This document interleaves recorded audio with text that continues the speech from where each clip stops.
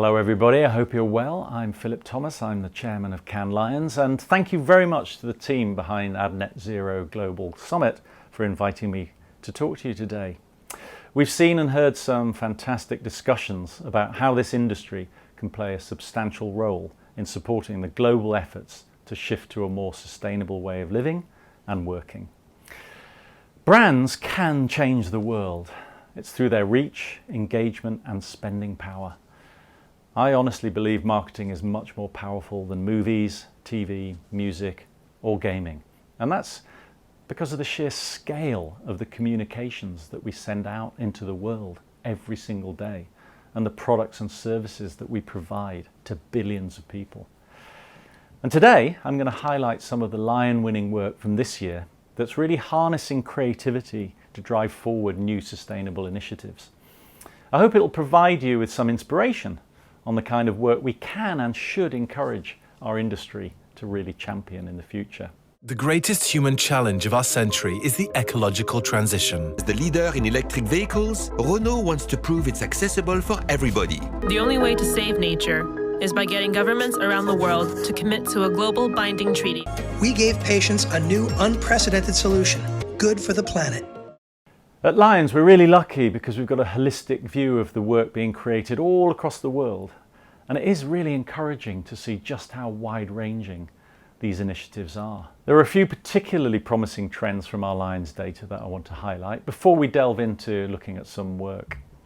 Firstly, overall, the amount of work shortlisted with sustainability at its core has increased from just 7% in 2018 to 12% this year. And more of that work is winning too. The amount of work with sustainability at its heart taking home a Lion has almost doubled this year, from 7% in 2018 to 13%. And the global spread is widening too.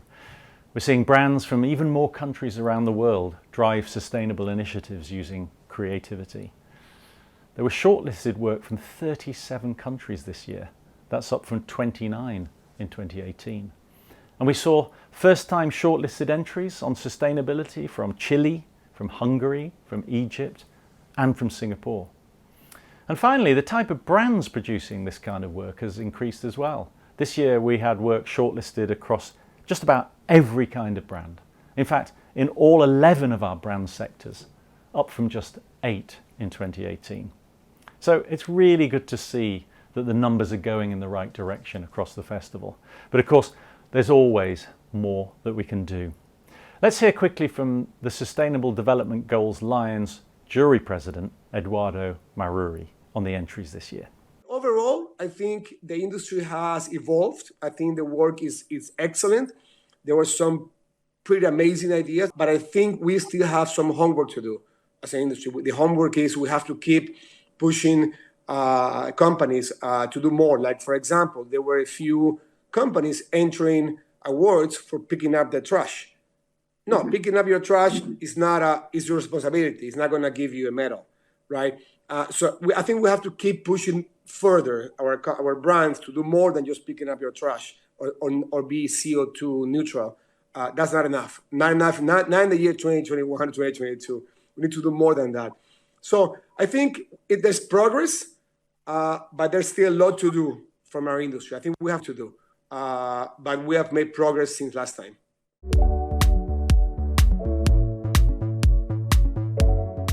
So with Eduardo's words in mind, let's dig into some of these Lion winners, these people that are pushing the envelope, and let's see what we as an industry can learn from them maybe.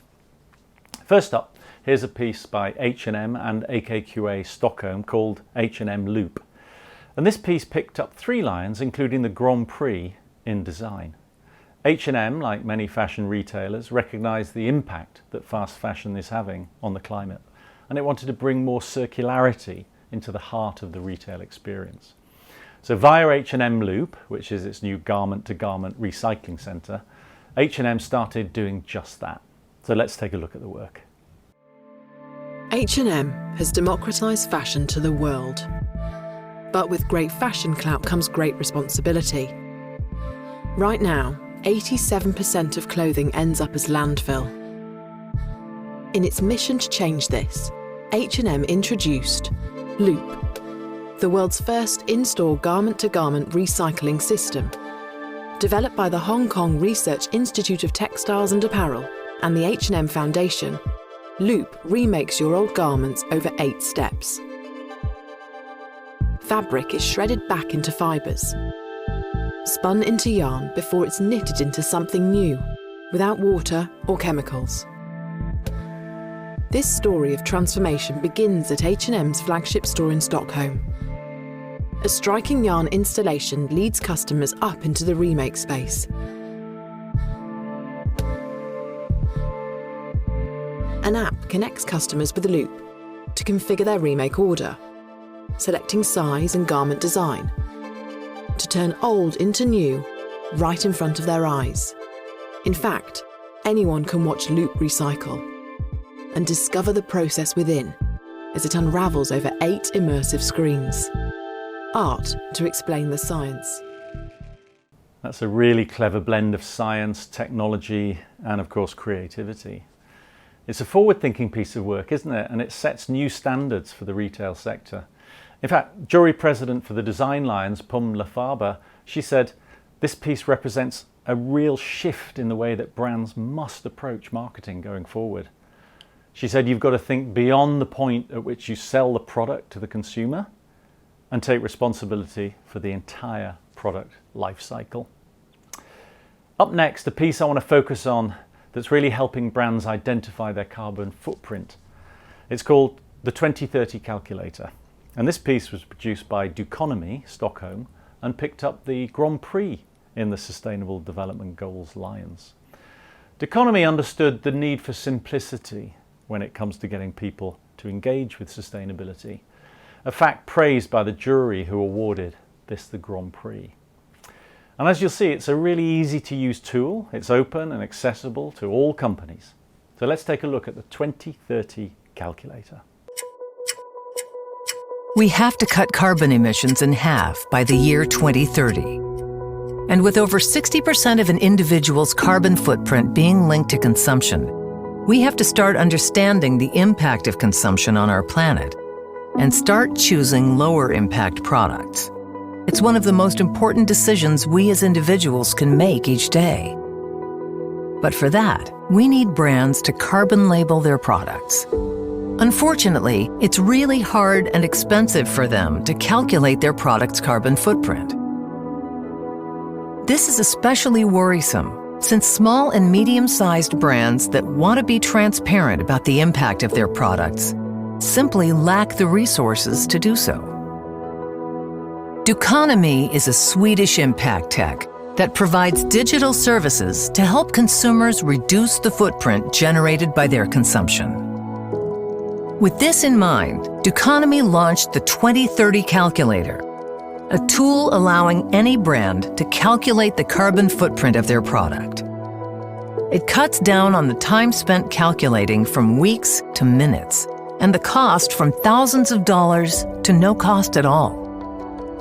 The 2030 Calculator is an open platform where each brand that performs a calculation contributes their own emission data, enabling competitors to use the same data and methodology to calculate their product's carbon footprint. Because when facing the climate crisis, no brand has any competitors. And as a result, more brands have started calculating their product's carbon footprints to help establish an era of responsible production and consumption.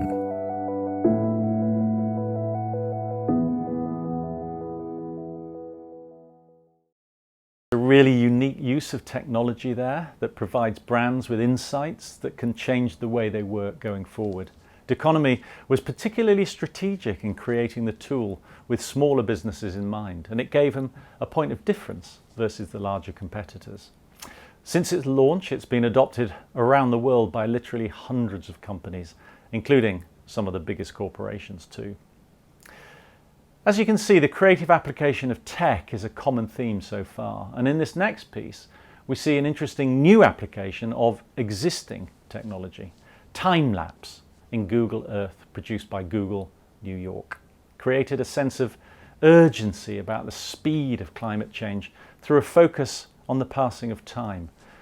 They stitched together existing images from Google Earth from the last 15 years to show just how big an impact climate change is having and just how quickly. This piece took home 2 lions this year, including a gold in design, so let's have a look.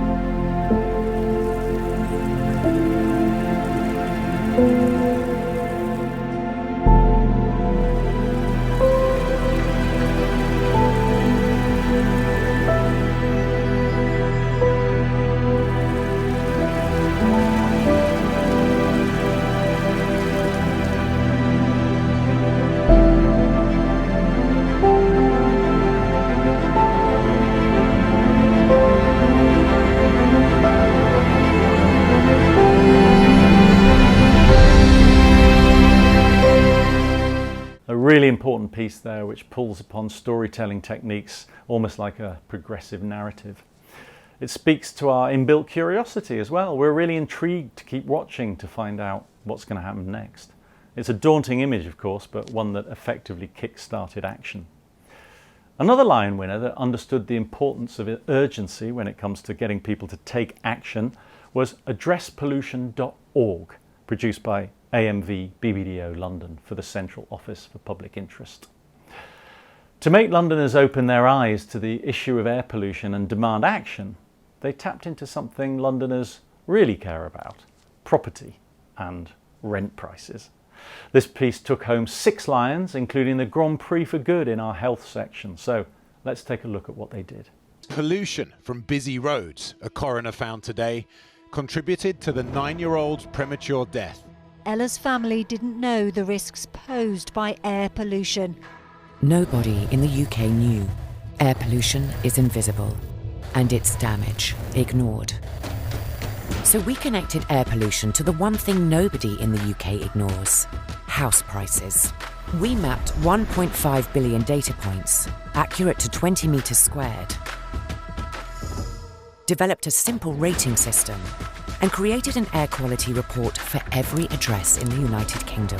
For the first time, we connected air pollution to the price of properties. The higher the air pollution, the greater the financial impact. Angry homeowners could lobby the government to bring forward the ban on petrol and diesel cars. Using our data, we designed an interactive type system that spiked when air pollution did. We ran on digital out of home and building projections. We targeted wealthy areas with high air pollution, property classifieds, and direct mailed estate agents. In a nation obsessed with property, address pollution was front page news. The toxic air we breathe is a big issue for London, and the cost to their health as well as their pockets. Also concerns they could hit London's property market hard. That great idea of capitalism, property itself. Under intense pressure, the Minister of Health endorsed us, and the government brought forward the change we lobbied for. And we changed the law. Estate agents are legally obliged to disclose the information the addresspollution.org website gives them. As a result, property portals adopted our system, and the European Climate Foundation gave us funding to expand. By hacking the UK's £1 trillion property market, we created lasting environmental change, ensuring no family will be in the same position as Ella's. Addresspollution.org made air pollution impossible to ignore by making it illegal to ignore. As we all know, it can be really difficult to persuade people to get involved unless there's information that directly impacts our lives. So this pairing was a really clever route, as it showed how climate change does impact individuals. In this next piece, Renault had a similar challenge of changing perceptions, because in their research they discovered that only 7% of car users are actually now using electronic vehicles. And their research showed them that this is primarily due to the assumption that to have an electric car you've got to be in a big city. There's no point if you're living away from a big city and where you can charge the car. So Renault took this insight and flipped it on its head, turning the whole campaign into an opportunity to prove people wrong.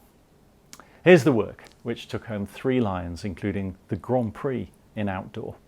In 2020, we created the first 100% electric vehicle city. Where? Here, in Happy. Dans l'Ariège, il y a tout un village qui va se mettre à la voiture électrique. Ça se passe dans le village d'Happy. A village far from everything, like really far. A village where driving is a necessity and electric seems impossible. Yes, we chose the remotest village in France, because if it's possible here, it's possible everywhere. So, we brought all-electric Renault Zoe to replace every single car of all inhabitants of Happy for 3 years. And voila! This village officially became the first city on Earth driving only electric cars. But after 6 months of driving only Zoe, what changed? Nothing. Patrick still goes to work every morning and comes back every night. Sylvie still makes her groceries at the supermarket. Et voilà. Marie still brings her children to school every day. Gilbert still gets lost, even with a GPS. Après 150 mètres, tournez à gauche. Happy is still the same. Except for one thing, or two. By following their life on TV and social medias, we made Happy famous and helped convincing many French to switch to electric. So, as you saw there, they managed to tackle the psychological barriers to owning an electric vehicle. Nothing changed for the lives of those villagers except a reduction in their emissions. And that focused local campaign generated big results for Renault. 6 months after the launch of the campaign, Renault increased its Zoe electric car sales by 50% and officially became the best electric vehicle seller in the whole of Europe. This next piece of work is called the prescription paper bottle, produced by Saatchi & Saatchi Wellness in New York for Tikkun Olam makers. The brief for this work was to create an alternative to the plastic prescription pill bottle that we all know so well. Not an easy brief at all. It needed to be fully compostable and, this is the difficult bit, to get approval from the FDA in the States. So the design team came up and created an immediate solution to an ongoing environmental problem. And it's a great example of using a really small budget very effectively. This piece deservedly took home a silver in our industry crafts section. So let's take a look. Every year, the mass production of billions of prescription pill bottles made of recyclable plastic end up in landfills and ocean dumps. Because small bottles can't be recycled, they become toxic waste that devastates our marine life and natural ecosystem. The time is now to protect our precious planet. Made in partnership with TOM, the global movement of makers and innovators, the prescription paper pill bottle is 100% compostable and biodegradable, while meeting FDA regulations for child protection, labeling, light, and water resistance. The bottle is not harmful to the environment. Created with an open-source design of earth-friendly paper, coating, and glue, it's available to any pharmacy for downloading at the TOM website and developing at any makerspace. Now pharmacies can offer their patients compostable paper pill bottles to fill prescriptions. Once emptied, the paper bottle can be composted to enrich soil, giving back to the earth. I'm sure you'll agree, ideas like that one solve problems, set new industry standards, and pave the way for a more sustainable future. And hopefully this will become a theme in more of the winning work that we see in future years. So, last but not least, the final piece of work we want to show you is Code of Conscience by Instituto Rayoni and AKQA in Sao Paulo, Brazil. This won 5 lions, including a gold in our mobile section, and it shows the essence of what's required to move the climate change conversation forward.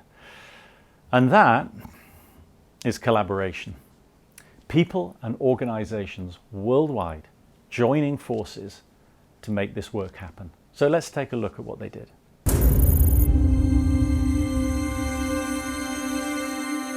Pour gagner de onyoro. Gamne gume bakuni vaya koro meja. Game baka manokato.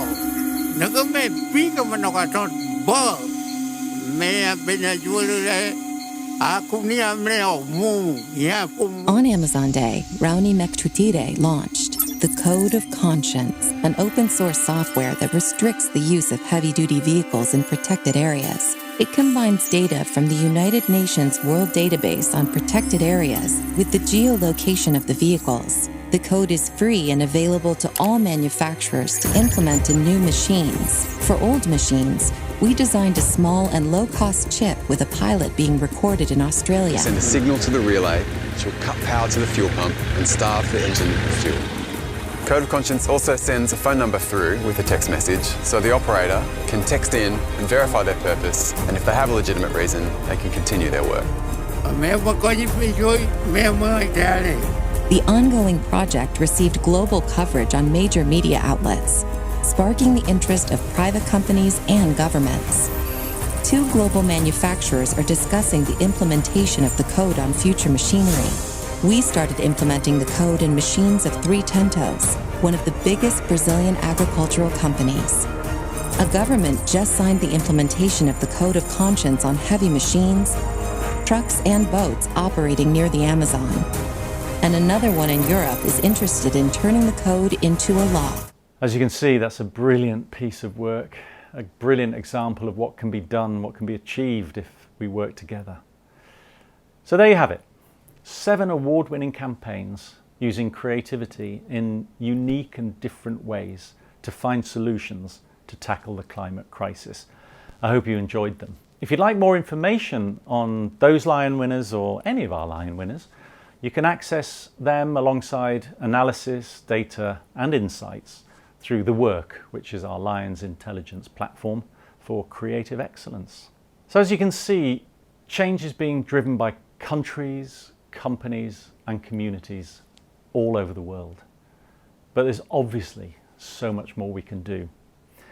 I hope this has inspired you to realize what's possible, because now it's our turn. Thanks for watching.